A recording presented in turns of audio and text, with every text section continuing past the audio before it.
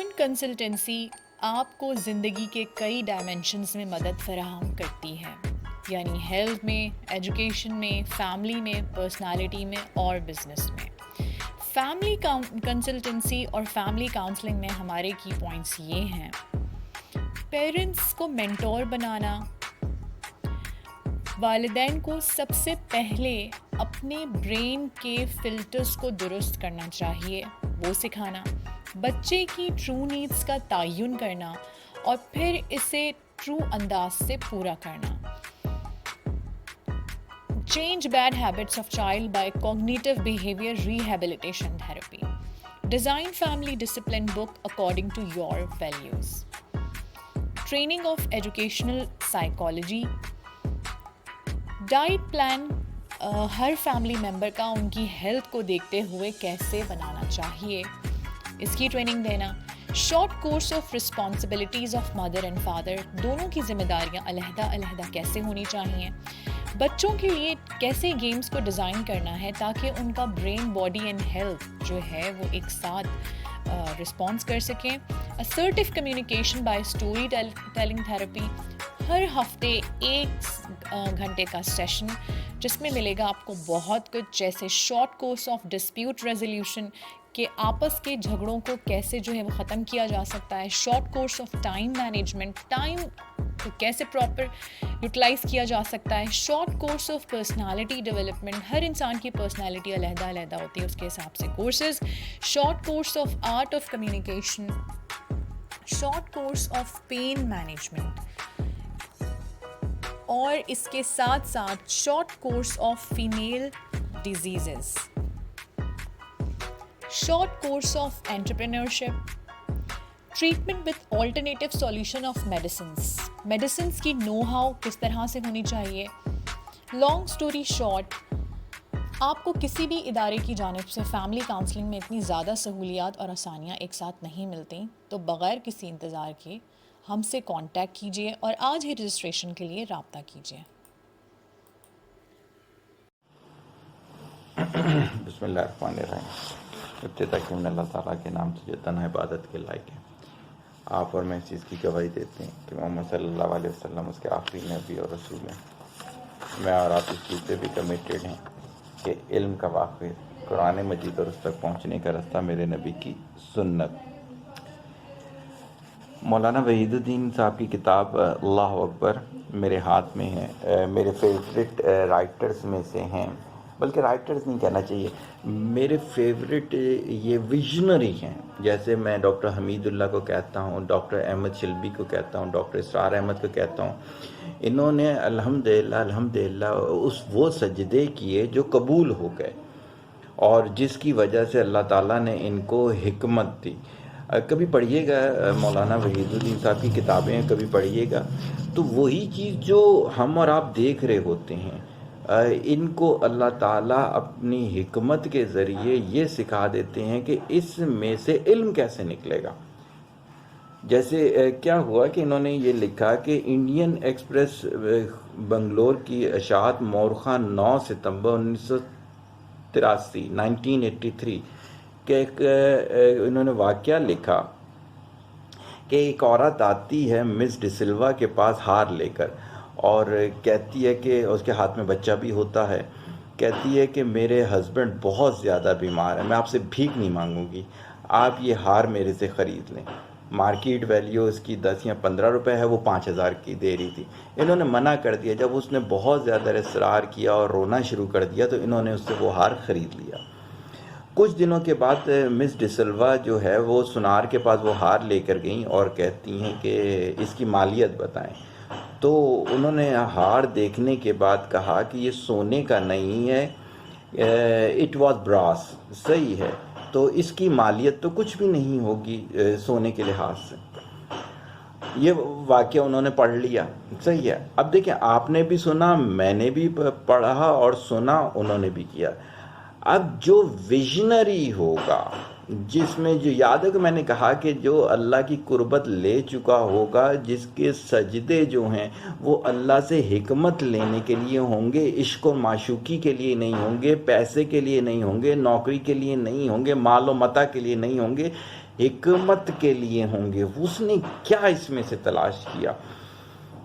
دیکھیں مولانا وحید الدین کیا لکھتے ہیں آگے، یہی آخرت کا معاملہ ہے۔ موجودہ دنیا میں ہر آدمی اپنے کیے پر مگن ہے، ہر آدمی اپنے کام کو سونا سمجھتا ہے، مگر کوئی سونا اس وقت سونا ہے جب کہ وہ سونار کی کسوٹی پر بھی سونا ثابت ہو۔ آخرت میں خدا ہر آدمی کے عمل کو اپنی کسوٹی پر جانچے گا۔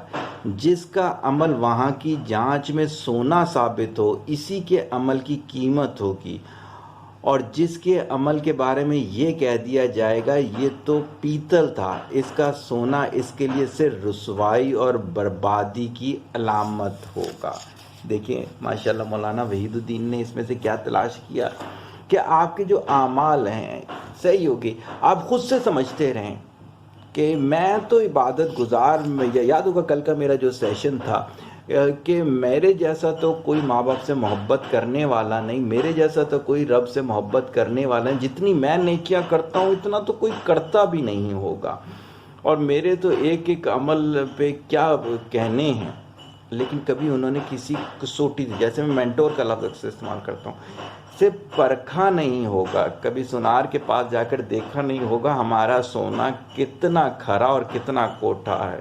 وہ تو جب لگے گی نا نشست تو پھر پتہ چلے گا۔ اسی میں آج کے جو گولڈن بات میں نے ڈالی تھی، ہوا کیا یہ تو پڑھ لیا۔ اس سے پہلے بہت سارے لوگوں نے میرے سے کہا کہ آپ کو قربانی پر ضرور بولنا ہے، تو انشاءاللہ تعالیٰ میرا ٹرو ڈیفینیشن اسلام کا جو کمنگ لیکچر ہے، اگر اللہ تعالیٰ نے مہلت دی اور حکمت دی تو انشاءاللہ وہ حج اور قربانی پر ہی ہے۔ لیکن اس میں سے دو تین چیزیں چلتے رہیں تاکہ فلو بن جائے۔ بدین میں حج کروایا جا رہا ہے، علامہ ابتسام الہی صاحب نے پچھلے دنوں ایک کلپ بھیجا، تو ان کا کہنا یہ ہے کہ یہاں پہ لوگوں کو کہا گیا ہے کہ جو حج نہیں افورڈ کر سکتے وہ یہاں حج کر لیں، تمام چیزیں ارکان وہاں بنائے ہوئے ہیں، صحیح بھی کرنی ہے تو قربانی بھی ہے، تو پتہ نہیں کیا کیا کیا کیا۔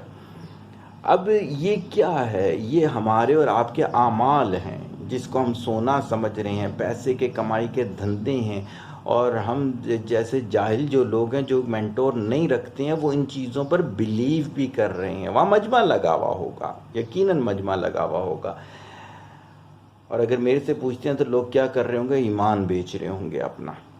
صحیح ہو گیا، یہ تو ان کی وجہ سے ذکر کر دیا۔ پھر میرے سے کسی نے کہا کہ پوری فیملی ایک ہی جانور قربان کرتی ہے، یعنی کہ ایک بڑا بکرا کرتی ہے۔ وہ کہتے ہیں چونکہ ہم کمبائن فیملی ہیں تو ہمارے لیے ایک ہی جانور ہونا چاہیے۔ نہیں، جو بھی صاحب حیثیت ہوگا جس کے اپنے پاس جو ہے وہ اتنی مالیت ہے جو کہ زکوٰۃ کے برابر ہے، 70,000 کے لحاظ سے ان کے موبائل 70,000 سے مہنگے ہیں بھائی۔ یہ جو ایک ایک قربانیاں کرتے ہیں نا، میں ان سے کہتا ہوں پھر پوری فیملی کا ایک ہی موبائل رکھو نا، یہ کیوں ہر کسی نے دو دو آئی فون جیب میں ڈالے ہوئے ہوتے ہیں؟ جب آئی فون کی باری آتی ہے تو پھر تو رونا پٹوکا ڈال لیتے ہو، کہتے ہو کہ نہیں یار میرا علیحدہ ہونا چاہیے، میرا علیحدہ نہ ہونا چاہیے، اور کون سا لیتے ہو؟ اچھے سے اچھا، اچھے سے اچھا، اور جب بات آتی ہے قربانی کی تو پوری فیملی کی طرف سے ایک ہی قربانی ہو جائے گی۔ جہالت ہے، جہالت ہے، جہالت ہے۔ اور قربانی کیوں کیا کرتے ہیں کہ کسی بھی جگہ پہ جتنا سستا حصہ ہے ڈال دو اس میں۔ کیا سمجھتے ہو؟ کیا رب کو بیوقوف بنا رہے ہو؟ اپنے آپ کو تو بنا سکتے ہو، رب کو نہیں بنا سکتے۔ تو ایسی کوئی شریعت میں گنجائش نہیں ہے جی۔ اگر بالغ لڑکی کے پاس اتنا سونا ہے، لوگ اکثر گفٹ دے دیتے ہیں کہ جس کی مالیت جو ہے وہ 52.5 تولہ چاندی، جو کہ آج کے دور میں 70,000 ہے، اس سے زیادہ ہے یا اس کے برابر ہے، تو وہ لڑکی بھی قربانی کرے گی۔ اسی وجہ سے کہا جاتا ہے کہ اس کی شادی بیاہ کے لیے جو زیور بنا رہے ہیں وہ ماں باپ اپنے پاس رکھ لیں، کوئی ایسی بات نہیں ہے کہ وہ جب ہوگا تو اسی وقت قربانی کر لی جائے گی۔ صحیح ہے۔ تو لانگ سٹوری شارٹ جو جہاں سے ہم نے بات شروع کی وہ یہ شروع کی کہ آپ کو اپنے اعمال کو کھنگالنا ہے. ایک اور واقعہ یاد آ گیا انگلینڈ کی عدالت کا. ایک عورت کو عدالت نہیں، ایک صاحب کو عدالت میں لایا گیا اور ان کا کیس یہ تھا کہ بیکری والے کو انہوں نے مکھن کم دیا تھا. تو اس کو کٹہرے میں لایا گیا کہ جی آپ نے مکھن کا وزن کم دیا تھا. کہتے ہیں میں نے مکھن کا وزن کم نہیں دیا. بوڑھا سا بندہ تھا. تو جج کہتا ہے کیسے کہہ سکتے ہو؟ کہتے ہیں ہوا یہ تھا کہ جب میں ان بیکری والوں کے پاس آیا تو میرے پاس وزن کرنے کا جو پیمانہ تھا وہ نہیں تھا. کہتے خراب ہو گیا تھا، غریب آدمی ہوں. تو میں نے ان سے کہا آپ اپنے ترازو میں تول لیں. اب جج کو بات سمجھ میں آ گئی، اب بیکری والے کو بھی سمجھ میں آ گئی. اس کا اپنا ترازو دھوکے والا تھا. تو جب ہم کہتے ہیں نا کہ اس شخص نے مجھے دھوکہ دیا، اس لڑکی نے مجھے دھوکہ دیا، اس بزنس مین نے مجھے دھوکہ دیا، اس نے نہیں، وہ تو بیچارہ آپ کے ترازو میں تول رہا ہوتا ہے. آپ کا تو اپنا ترازو دھوکے والا ہوتا ہے. تو اگر کسی سے دھوکہ کھانے سے بچنا چاہتے ہو، اگر سونے کو سونا سمجھنا چاہتے ہو تو اپنا ترازو بہتر کرو. جیسے شروع میں نے کہا جب تک مائنڈ سیٹ لرننگ والا نہیں ہوگا خدا کی قسم سمجھ میں نہیں آئے گی. قرآن و حدیث تک کو ایسے رکھا ہوا ہوگا آپ لوگوں نے جیسے پتہ نہیں کتاب گھر میں کون سی والی کتابیں ہیں.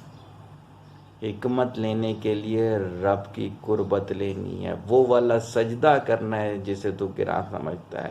وہ سجدہ کائنات بدلی کر دے گا، آپ کو بدلی کر دے گا، ارد گرد سب کچھ بدلی کر دے گا. میرا خیال سے میں اپنا پیغام پہنچانے میں کامیاب ہو گیا. دعاؤں میں یاد رکھیے گا. طالب دعا محتاج دعا. السلام علیکم.